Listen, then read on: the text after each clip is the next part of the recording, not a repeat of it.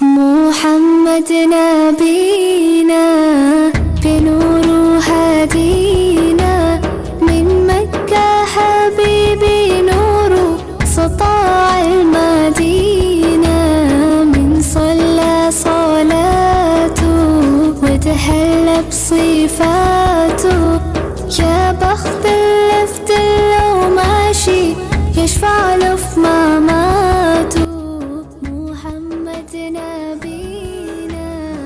Bismillahirrahmanirrahim. Assalamualaikum warahmatullahi wabarakatuh. Alhamdulillah wassalatu wassalamu ala nabiyya ba'dah. Rabbana zidna ilman warzuqna fahman wa amalan sholihan.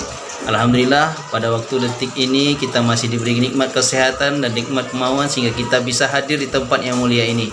Anak-anak Ustadz di Pondok Pesantren Al-Ikhwan Serapu ABC yang dirahmati Allah.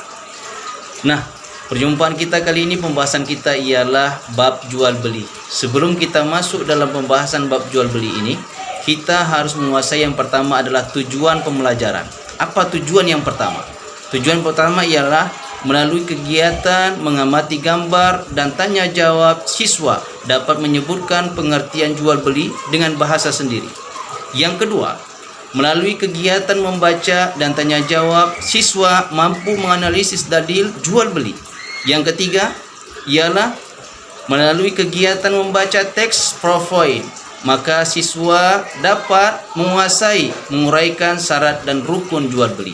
Nah, tiga ini harus kita kuasai, baik itu yang tak mampu harus bisa. Nah, masuk selanjutnya ialah pokok pembahasan. Pokok pembahasan yang paling kita kuasai yang pertama adalah cerita pengertian jual beli. Yang kedua, rukun jual beli. Yang ketiga, syarat penjual dan syarat pembeli. Yang keempat, syarat barang yang dibeli.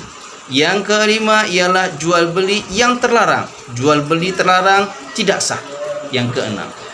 Nah, selanjutnya ialah kita akan membahas tentang pengertian jual beli. Jual beli yang pertama ialah jual beli menurut arti bahasa.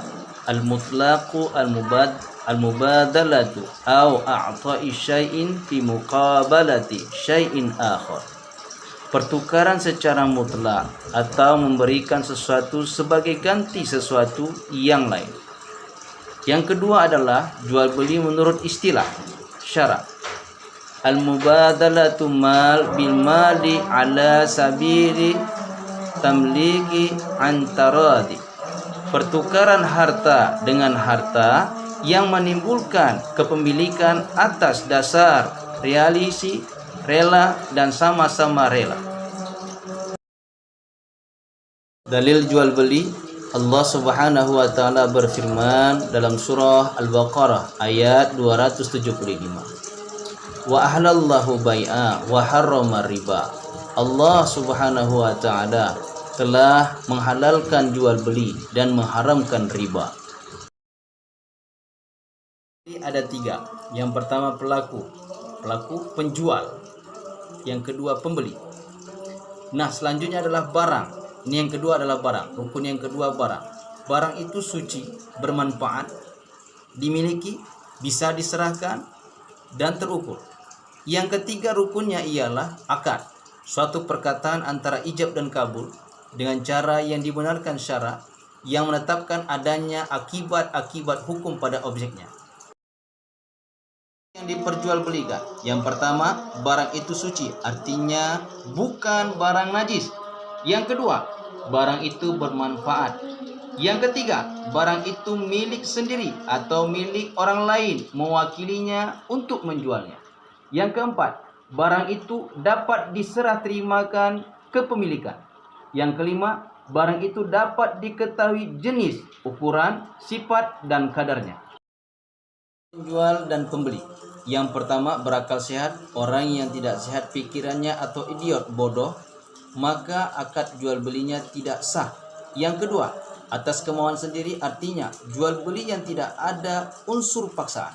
Yang ketiga, sudah dewasa, baligh, artinya akad jual beli yang dilakukan oleh anak-anak, jual belinya tidak sah. Yang keempat, keadaan penjual dan pembeli itu bukan orang pemboros terhadap harta. Jual beli yang terlarang. Yang pertama, jual beli yang sah tapi terlarang. Yang kedua, jual beli terlarang dan tidak sah. Jual beli yang sah tapi terlarang. Yang pertama, jual beli yang harganya di atas atau di bawah harga pasar dengan cara menghadang penjual sebelum tiba di pasar. Yang kedua, membeli barang yang sudah dibeli atau dalam proses tawaran orang lain. Yang ketiga, jual beli barang untuk ditimbun supaya dapat dijual dengan harga mahal di kemudian hari. Yang keempat, jual beli untuk alat maksiat atau menipu. Selanjutnya, jual beli yang mengandung riba. Jual beli terlarang dan tidak sah. Yang pertama, jual beli sperma binatang. Yang kedua, jual beli anak ternak yang masih dalam kandungan induknya. Yang ketiga, jual beli barang yang baru dibeli sebelum diserah terimakan kepada pemiliknya. Yang keempat, menjual buah-buahan yang belum nyata buahnya. Nah, sekarang kita masuk tugas. Soal nomor 1. Jelaskan hukum dan dalil jual beli yang dilakukan oleh anak kecil. Soal nomor 2. Tuliskan hikmah dilaksanakannya jual beli. Soal nomor 3. Tuliskan contoh jual beli yang terlarang tapi sah yang kamu ketahui.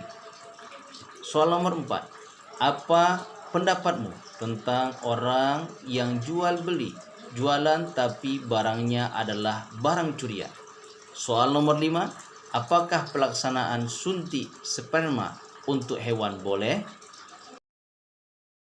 Demikianlah penjelasan secara ringkas tentang jual beli.